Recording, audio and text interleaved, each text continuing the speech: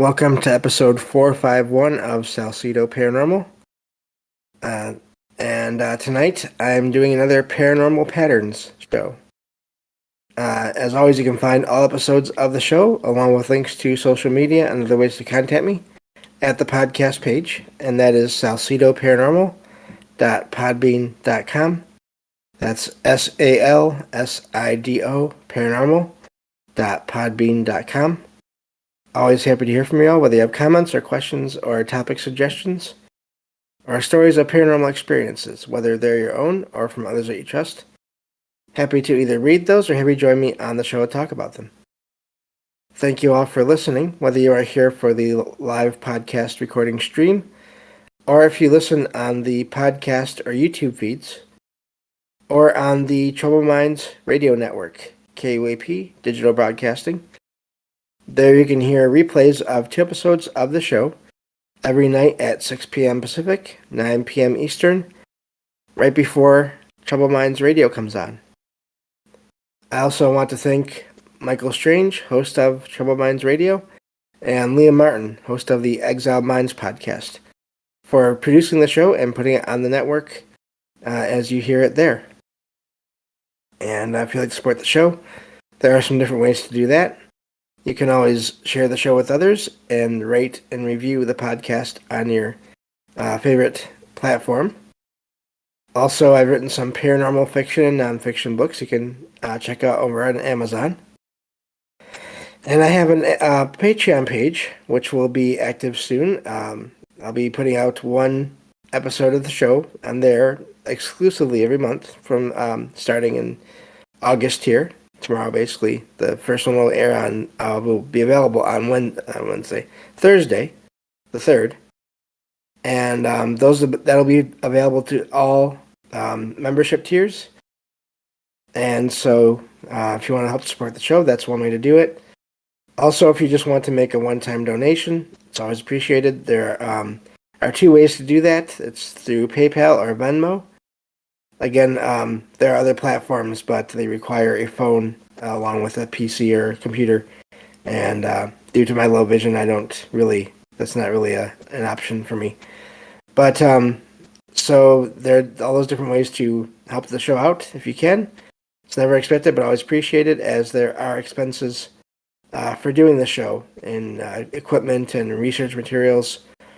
And then travel expenses. I'm going to the Mid-Michigan Paracon this year, November 4th and 5th, Saturday and Sunday, at the Soaring Eagle Casino and Resort in Mount Pleasant, Michigan.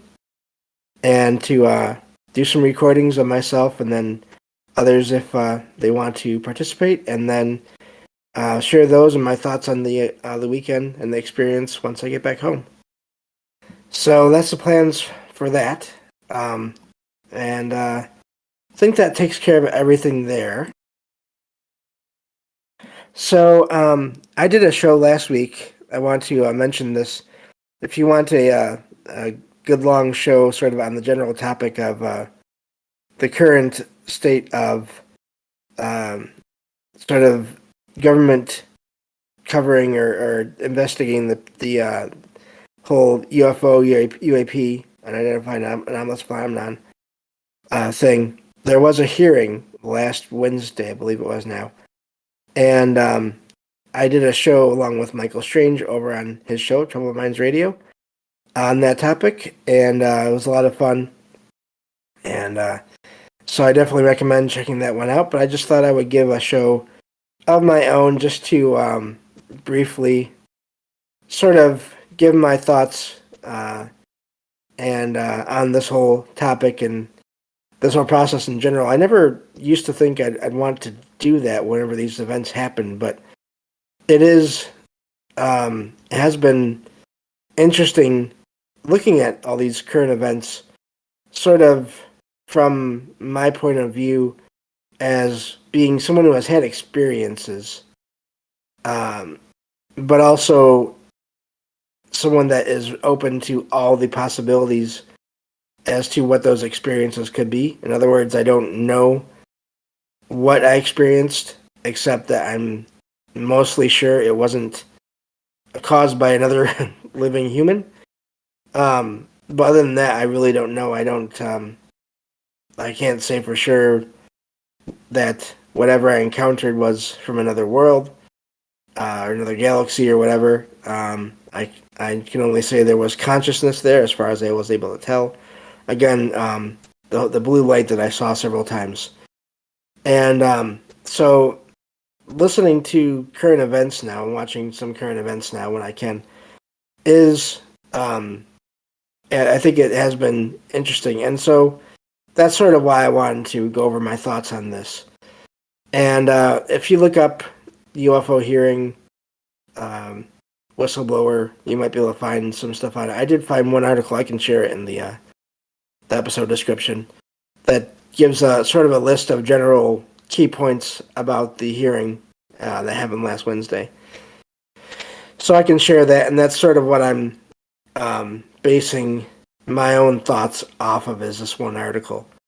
But you can find many of them on the same topic if you look around online. So let me get to that here.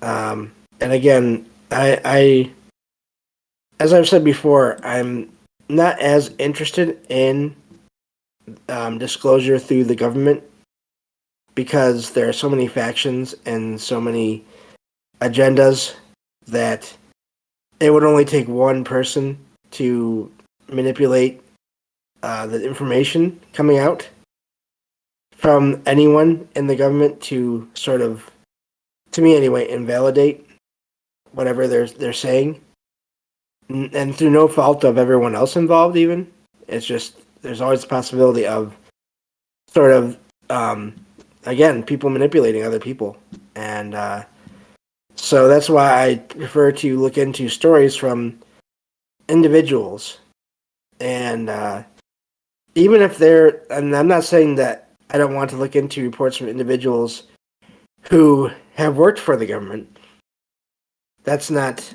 I don't think that's fair, and I wouldn't want to do that. I'm just not interested in an overall sort of position that any government or organization takes on the topic. So that's sort of where I come from there. But so let me see here. This hearing was held on last Wednesday again, like I said, and it was oversight committee, I believe, a House Oversight Committee. But so here is basically the my thoughts on this summary here. So there is this UFO hearing, key takeaways, cover-up claims, and Pentagon denials, and this is from theguardian.com. And again, I'm not really I'm just using this as a setup for my own thoughts on this thing. So a few of the things that come from this hearing are, of course, claims of a cover-up.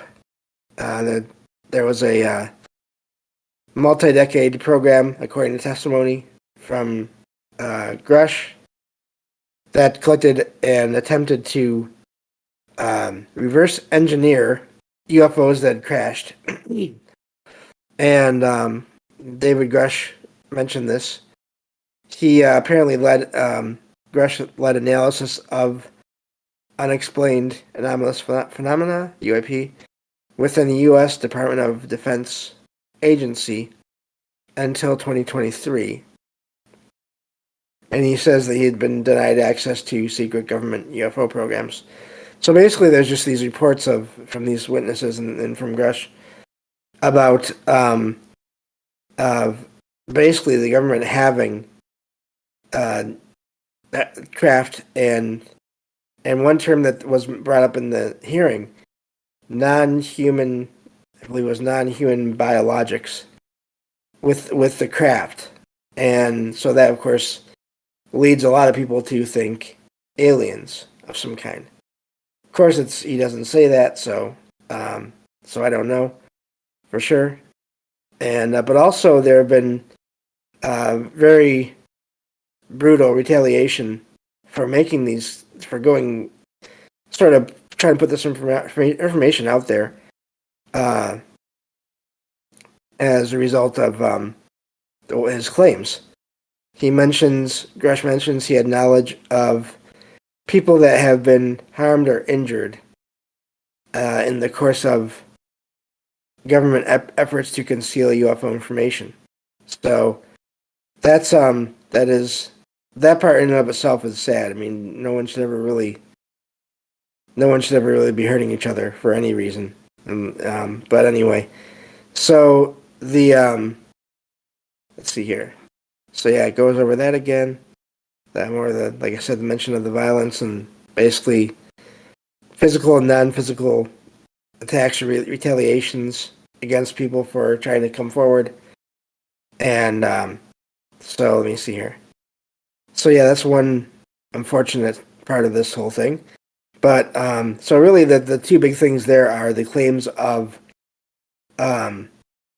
non-human intelligences sort of designing craft that then the government has found, apparently. And then the retaliation from different people in government. Again, that's one thing, important thing to keep in mind. It's not, the entire government is not, it's made up of a lot of different factions, a lot of different groups. They have their own sort of missions or agendas. And so, but since this hearing, where Grush and two other military veterans, spoke about UAP, there have been basically the Pentagon has denied that any of these things are accurate. So, but so yeah, that's really sort of. Let me see here. Okay, here we go. Gets into claims from other witnesses, and those were David Fravor, former Navy commander that recalled seeing a strange object in the sky while on a training mission, and then Ryan Graves, who was a retired Navy pilot who has since founded a group called Americans for Safe Aerospace, and it's a UAP nonprofit. He claimed that he saw UAP off the Atlantic coast every day for at least a couple of years. That's a lot of activity going on right there. So it says here in the summary, according to the testimony there, the sightings were not rare or isolated and were being seen by many people, basically within the military and also commercial industries. People that whose their lives depend on accurate identification, according to Graves. So, and of course, the article ends here with doubts linger. Mentions not everyone was convinced by this testimony, and so just this whole sort of topic, and just really has been amazing keeping track of all this. But so that's the here. Let me see here. The article here does mention legislation to come. That there may be. Let's see here. There should be several. The different people in Congress mentioned there should be more information provided, and then more legislation as well. So that's the end of that article there. But so yeah, that's just it was really amazing sort of being there and online and listening to the event as it happened that day. Of course, all kinds of ideas. People say that that Grush was referring to aliens. Other people saying that no, he wasn't. Of course, I don't really know either way. But to me, the biggest thing, the two biggest things about that whole thing are or the whole event are, if the people there were basically, if they were just making up things, then that is not the best idea to do that in an official capacity, testifying basically under oath and everything, to do that, unless there's, again, going more in the conspiracy angle here, unless everything is just a complete setup, which I have a hard time with that idea for a couple of reasons. For one, if everything is set up, if everyone is just playing a part, then that's just depressing. And even if it is a possibility, then there's not much more to go with. There's not many more places to go if you sort of follow that line. So I don't pay attention to that idea or that sort of line of thinking. But now if it is accurate, according to these people, as far as they know, then that is amazing because again, they are telling what they believe to be the truth. Now, the problem, of course, like I said in the beginning of the show, to me is they're working with all kinds of other people in official capacities. And whenever you have multiple people that are sort of possibly influencing whatever is going on, that's the main reason why I'm not instantly going to, oh, this whole thing was disclosure. This whole thing is this whole hearing and everything. It was the thing that is the biggest news ever. So, but then again, if what they're saying is accurate, then that really is amazing. And of course, the next thing is getting proof of that, which I think is also probably going to be difficult to, even if anyone does provide that proof, you're still going to have people that will not believe it. So, but again, so that's sort of my rambling version of my thoughts on this whole topic. But we still have some time left here, so I think maybe what I'll do is just go over a couple of the first sightings of the blue light that I saw. Again, I've done a whole show on that, I believe, before, but just to give some context as to why I'm interested in these things. Let me see here now. It's been a year and a half, almost 2 years, I think. Anyway, it was either a year or two ago now. One summer night, it was still summer, but it was late summer, I believe. The first time I saw anything. I was going out to get the mail. It was around like 3:15 in the morning. My apartment complex where I live, it has what they call courts, which are basically these collections of these buildings where there's a building. It's like a square with one entrance in and out of this area, which is all the parking lot that's in the middle of all these buildings. So when I leave my apartment to get the mail, I have to basically turn right and walk along the front of the building that my apartment is in, and then turn left, and that's where I'm walking across one of the other buildings. And I noticed there was a light in the sky, and I thought it was a star. But it was odd to me because I thought it was really bright. Now I'm legally blind, so I normally don't see a lot of stars. It's really unusual for me to see stars at night. I also saw the moon, so I know that what I saw wasn't the moon.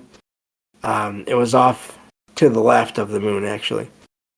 But so as I was getting closer to the mailbox, I've been thinking, at the time, I had been talking with Derek, the Night Stalker, about doing a show on the different ways aliens could make contact with people.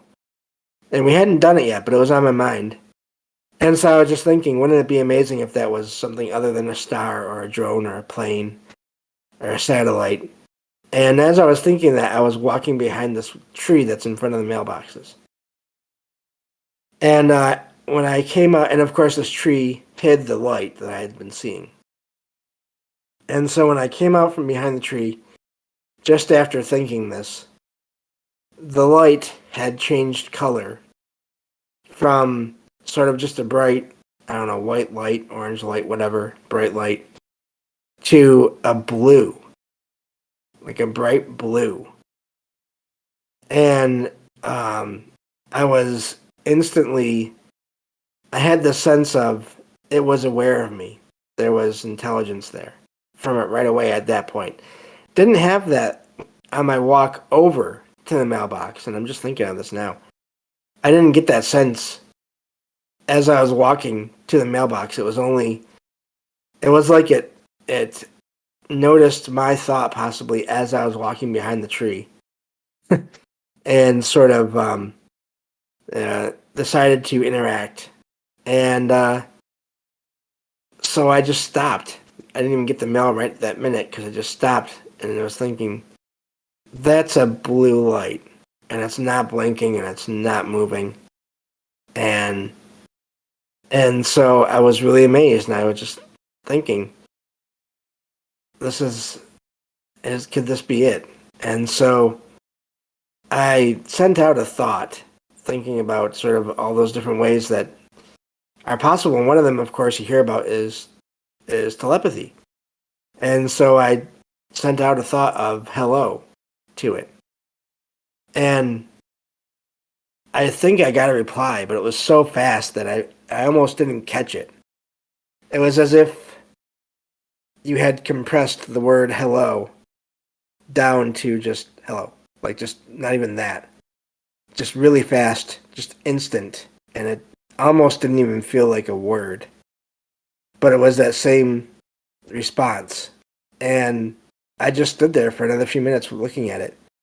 And then eventually I did start getting the mail and getting ready to go back inside. And I did start asking questions in my mind, who are you? Where did you come from? Didn't get any responses. And I tried to wait for a little while between each question. But didn't get any more responses. But I just had this sense of a presence from this light this entire time I was outside. And so I decided to walk back inside because I couldn't just stand there all morning. But I walked back to my apartment, keeping my eyes on this light as much as I could. And it was there the whole time. I was walking back home. And I did sort of think goodbye toward it, but I didn't get any response. I also was thinking, well, that was amazing. I'll never see this again. And that's going to be a one-time thing I can tell everyone about. And of course, the next night, I saw it again. And no, I'm sorry, not next night. It was a little bit of time in between, maybe a week. That's the problem with memory. But anyway, I did see it again at some later point. And that second sighting I had like 5 sightings in 5 nights in a row. And and it did different things. Again, if you just go back to previous episodes of my show, I think I even go over that story on that show that Derek and I did on different ways to contact aliens. So you have to scroll back a little ways. But yeah, so it was really amazing to have that experience after I'd been thinking about that whole topic, and then boom, it's there. And also between the second and third sightings, I had the return of the ghost cat in the middle of the day. Just sounds, but it was there. So I have no idea how those are connected, but who knows. Anyway, that takes care of that for today. Thank you all for listening, and I will talk to you all on the next episode of Salcedo Paranormal. Take care.